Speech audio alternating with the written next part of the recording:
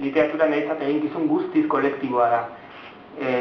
Bi hitzetan azaltzeko, niretzat literatura da energia bat.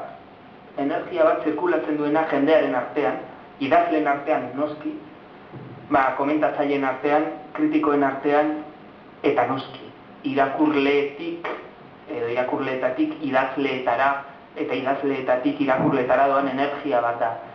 Emulazio bat da, enfinean, literatura, eta horregaitik, nik esango nuke liburu lortu bakoitzaren atzean edo dagoena dela beste idazle multzo bat, irakurle asko, eta beste obra batzuk behar bada ezain lortuak, arrazoi askorengatik, baina obra horiek ere lagundu dutela obra lortua idazten. Handetzat da, benetan fenomeno guztiz kolektiboa. Simpleki nire emozioa, adierazten dut.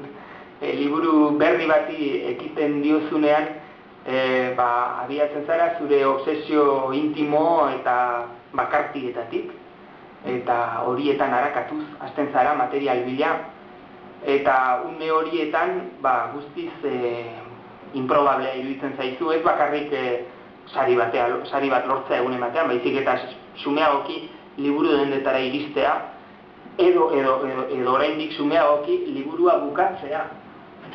Liburu bakoitza da amaiera ziurra ez duen abentura bat, eta egia esan hasten diren liburu gehienak ez dira bukatzen.